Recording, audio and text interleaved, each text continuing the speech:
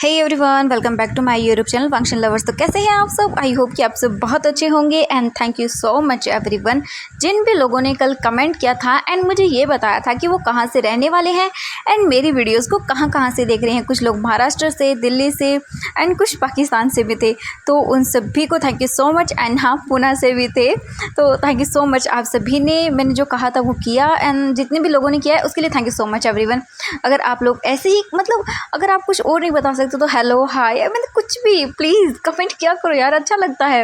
And then अपना story के प्रति पॉइंट ऑफ व्यू शेयर किया करना चाहिए एंड देन अपने अपने आइडियाज़ को शेयर करना चाहिए मेरे साथ, ताकि मुझे पता चले। एंड देन आप में से किसी का भी आइडिया मुझे पसंद आया, आगे स्टोरी में क्या क्या होना चाहिए, देन मैं ऑब्वियसली उन सभी की चीज़ों को शेयर भी करूँगी एंड उनका नाम भी मेंशन करूँगी कि ये चीज़ मैंने इनके कमेंट से ये चीज़ मैंने यहाँ पर शेयर की है। देन प्लीज़ एवरीवन आप सभी लोग क्या करो। एंड देन आज का हम नेक्स्ट मैं आपके साथ बोलने वाली हूँ। कल आप कहाँ से थे ये वाला पूछा था एंड देन आज आप में से देखते हैं सबसे लॉन्गेस्ट कमेंट कौन कर पाता है।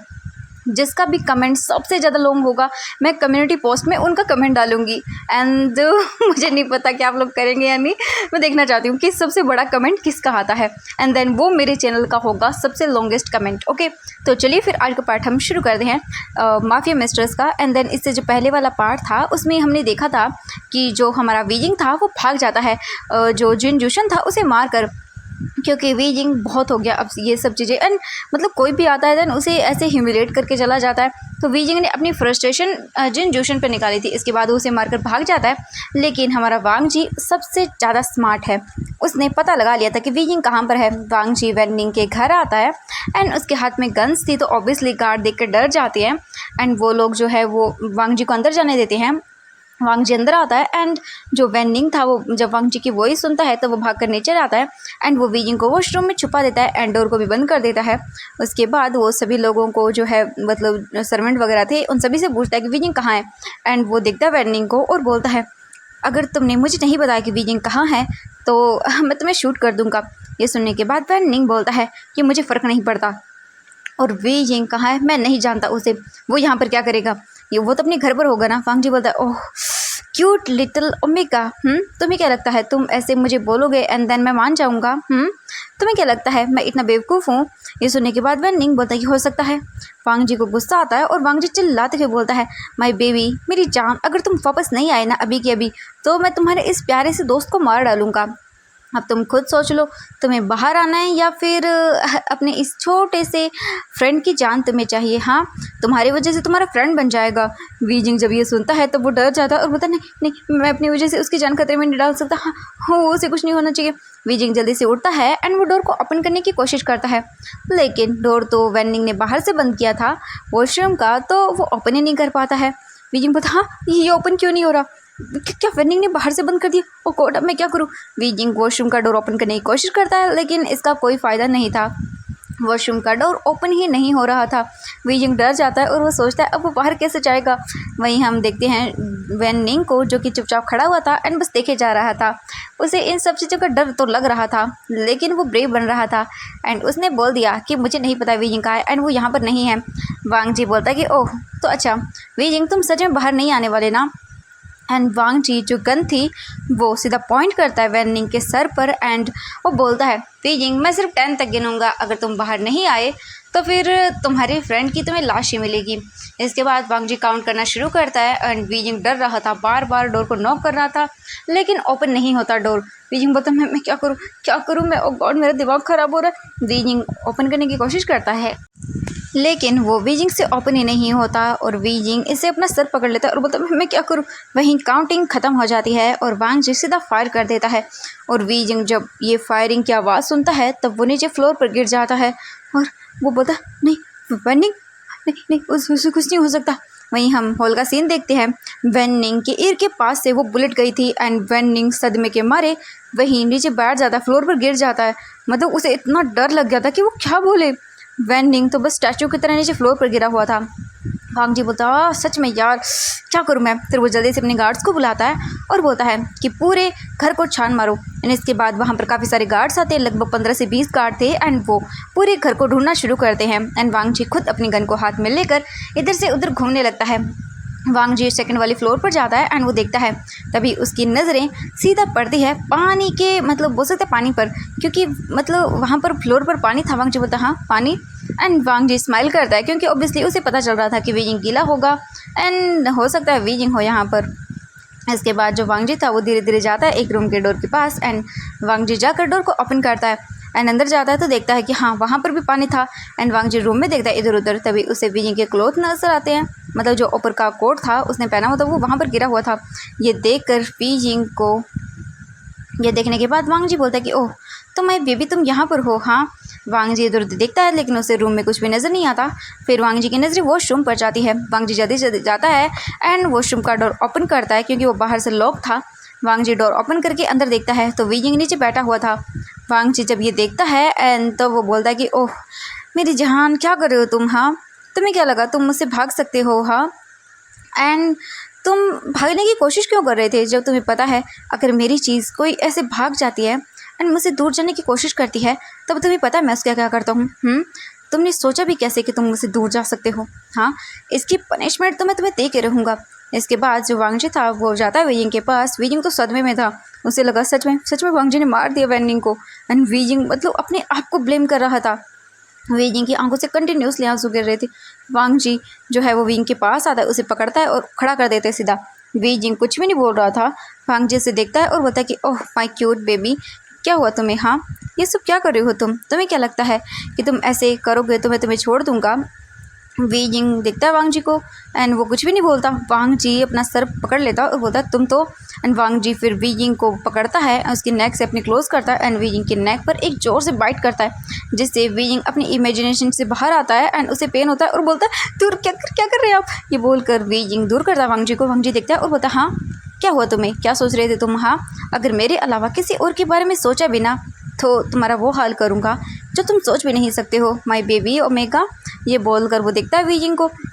वीजिंग देखता है और जल्दी से वांग जी की कॉलर पकड़ता है और बोलता है हाँ आपने क्या किया। हाँ मेरे दोस्त को आपने उसे मार डाला। वांग जी देखता है और बोलता है हाँ सच में देखो मैंने अभी तो उसे नहीं मारा है लेकिन अगर तुम मुझे नहीं मिलते यहाँ पर तो हाँ मैं मार देता। वीजिंग एक चैन की सांस लेता है ये सुनने के बाद और देखता है और बोलता है हाँ आपने उसे कुछ नहीं किया ना। हाँ बताइए मुझे। वांग जी देखता है और बोलता है नहीं अभी तो मैंने कुछ नहीं किया है, मैंने सोचा कि क्या मारूँ मैं उसे, वो तो खुद ही मरा पड़ा है। वांग जी बोलता है तुम चलो घर and Wang ji directly Beijing को अपनी गोद में कैरी करता है और वीजिंग चिल्लाते हुए बोलता नहीं मुझे नहीं जाना प्लीज़ छोड़ दीजिए मुझे घर जाना है प्लीज़ मत करिए। वांग जी देखता है वीजिंग को और वो उसकी क्लोज करता है अपनी नेक से पकड़ के, मतलब उसका एक हाथ जो वीजिंग के बैक पर था उसे नेक पर लेकर आता है और बोलता है क्या कहा तुमने, अगर तुमने यहाँ पर कोई ड्रामा किया ना तो घर जाने के बाद तुम्हें डबल पनिशमेंट दूंगा। वांग जी फिर देखता वीजिंग को गुस्से में एंड वीजिंग डर जाता है। इसके बाद वांग जी वीजिंग को जो है डायरेक्टली मेंशन से बाहर लेकर आता है। वेनिंग जो था वो बैठा हुआ था शौक के मारे वहीं पर। इसके बाद वांग जी अपनी गार्ड को भी इशारा करता है, वो गार्ड्स भी बैठ जाते हैं वहाँ से अपनी कारों में एंड वांग जी की कार को फॉलो करना शुरू कर देते हैं। आधे घंटे के बाद ही वांग जी अपने मेंशन आता है। ऑलरेडी ही सभी लोग अपने अपने कमरे में जा चुके थे एंड नाइट का टाइम था, रात के 10 बज रहे थे। इन सब चीज़ों के चक्कर में 10 बज गए थे। वांग जी सीधा निकलता है एंड विंग को देखता है। पूरे रास्ते वांग जी ने वीजिंग को अपनी गोद में बैठा कर रखा था और बस वीजिंग तो अपने आप को बस मतलब कैसे भी करके छुड़वा रहा था वांग जी से एंड वांग जी इतना टाइट करके पकड़ा हुआ था कि वीजिंग के हाथों पर वांग जी के हाथों के निशान बन चुके थे। एंड वांग जी वीजिंग को देखता है और फिर वो कार से बाहर निकलता है। फिर वीजिंग को अपनी गोद में कैरी करता है एंड उसे लेकर फिर से अपने रूम की ओर जाना शुरू कर देता है। जो लान सेजन थे वो अपने रूम में थे एंड जियांग चेंग ने जो कहा था वही सोच रहे थे, क्या वो सच में चले जाएं, क्या उन्हें जाना चाहिए। हाँ ये सब चीज़ें छोड़कर क्या वो भाग जाए अपने प्यार के साथ, एंड यही सब चीज़ें सोच रहे थे। वहीं लान किरण तो बस अपनी वाइफ की फ़ोटो को लेकर बेड पर लेटे हुए थे एंड उनकी आंखों से आंसू गिर रहे थे। और लाइन मेंशन के लगभग ऑलमोस्ट सभी रूम साउंड प्रूफ हैं, तो कोई कुछ भी करे अपने रूम में किसी की वॉइस बाहर आने वाली नहीं है।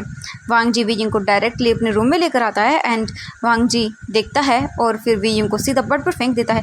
वीजिंग सीधा जाकर बेड पर बाउंस होता है एंड वो डरी हुई आंखों से वांग जी को देखता है। वांग जी जाता है, डोर को बंद करता है अच्छे से एंड पीछे पलटता है और जो उसके हाथ में गन थी उसे वो सीधा फ्लोर पर फेंक देता है। वी जिंग डरते हुए देखते हैं वांग जी को एंड बोलता है कि क्या कर रहे हैं आप। हाँ, वांग जी बोलता है मैं क्या कर रहा हूँ, कुछ नहीं, बस तुम्हें जो आज तुमने किया है ना, तुमने यहाँ से भागने की कोशिश की है मेरी जान, तो तुम्हें पनिशमेंट दे रहा हूँ। वी जिंग बोलता है नहीं प्लीज़ नहीं, वो मैं। वांग जी बोलता है वो मैं क्या, अब तुमने यहाँ से भागने की कोशिश की है तो तुम्हें पनिशमेंट तो देनी बनती है ना। और तुम्हें क्या लगता है तुम ऐसे भागोगे इधर उधर जाओगे तो मैं तुम्हें छोड़ दूँगा? बिल्कुल भी नहीं, बिल्कुल भी नहीं। जितना मैं अपने ब्रदर को देकर जितना मैंने अपने भाई को तड़पते हुए देखा है, मैंने अपनी मॉम को अपनी आंखों के सामने मरते हुए देखा है, जो दर्द मैंने फ़ील किया है ना वो दर्द तुम भी फील करोगे, तुम्हारी पूरी फैमिली फील करेगी। ये बोलकर वांग जी गुस्से में देखता है वी जिंग को। वी जिंग डर जाता है वांग जी के इस एक्शन से। इसके बाद वांग जी अपना कोट देखता है एंड वो वैसे भी गीला हो गया था। वांग जी उसे निकाल कर फेंक देता है एंड वो विंग को देखता है। वी जिंग डर जाता है वांग जी को ऐसे देखकर, वो जल्दी से बेड से उतरता है एंड वो इधर उधर रूम में भागने लगता है। वांग जी देखता है और बोलता है सच में तुम कहाँ भाग जाओगे माई लिटिल बेबी ओमेगा, हाँ? एंड तुम्हें क्या लगता है तुम ऐसे कोशिश करोगे देन मैं तुम्हें छोड़ दूँगा?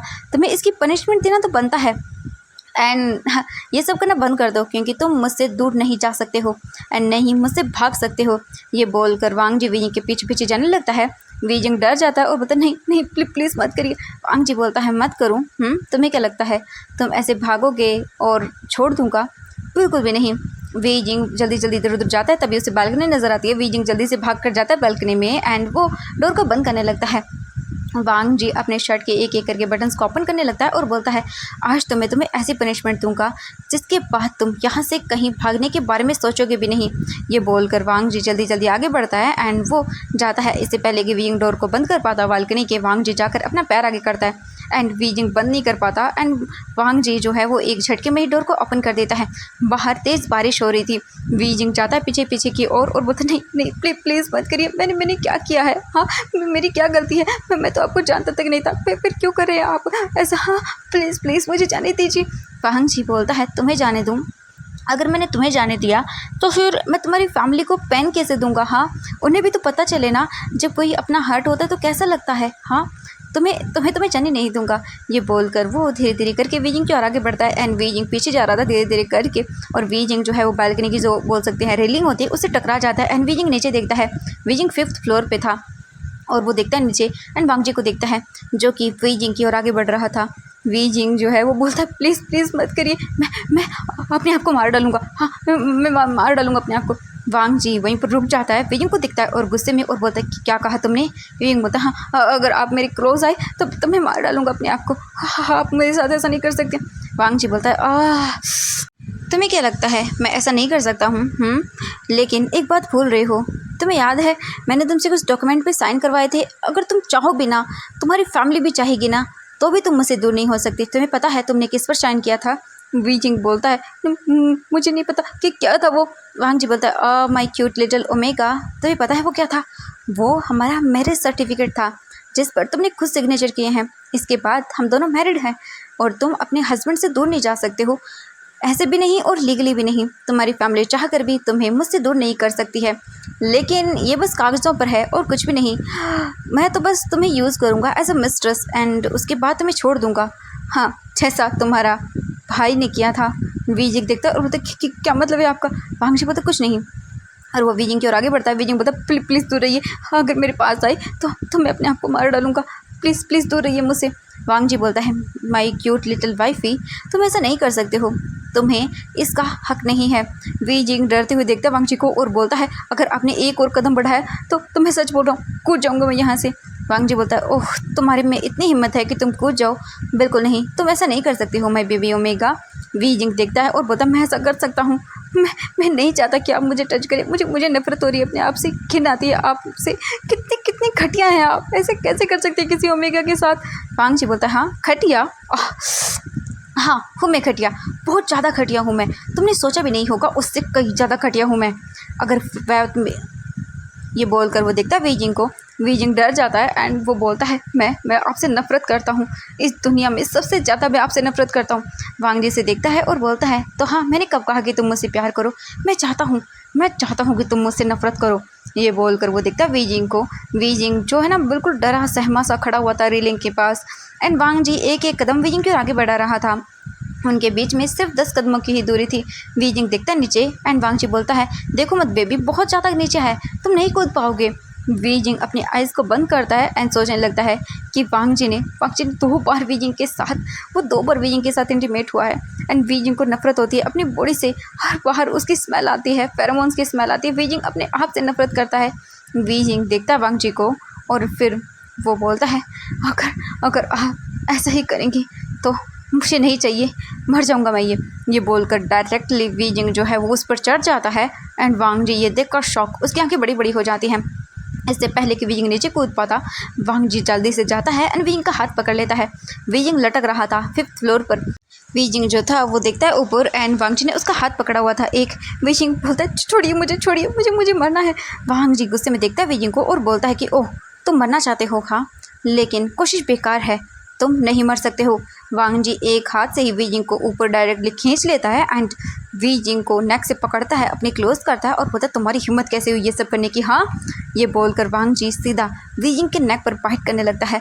वीजिंग को पेन हो रहा था। वांगजी बोलता है, आज मैं तुम्हें वो सबक सिखाऊंगा, उसके बाद तो तुम भागना तो दूर है, तुम्हारे सपने में भी नहीं आएगा कि तुम यहाँ से जाना चाहते हो। वांगजी डायरेक्टली वीजिंग को अपनी गोद में कैरी करता है एंड उसे सीधा रूम में बेड पर लेकर आता है एंड फेंक देता है।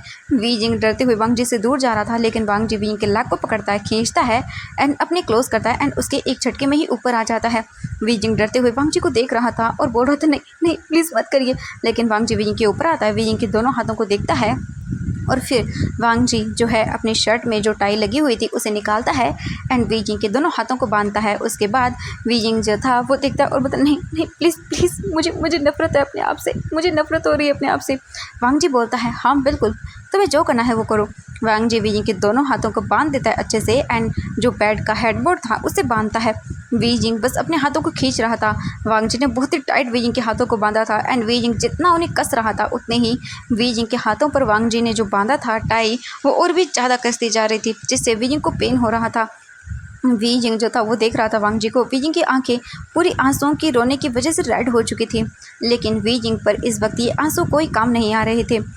वांगजी देखता है उसे और फिर वो वीजिंग के पैरों को देखता है। वांगजी दोनों वीजिंग के पैरों पर अपने पैर को रखता है। वांगजी वीजिंग के ऊपर आता है एंड वीजिंग की बॉडी पर किस करना शुरू करता है। वीजिंग बस डरा सहमा वांगजी को देख रहा था एंड उसे नफरत हो रही थी जैसे जैसे वांगजी के लिप्स वीजिंग की बॉडी पर टच हो रहे थे।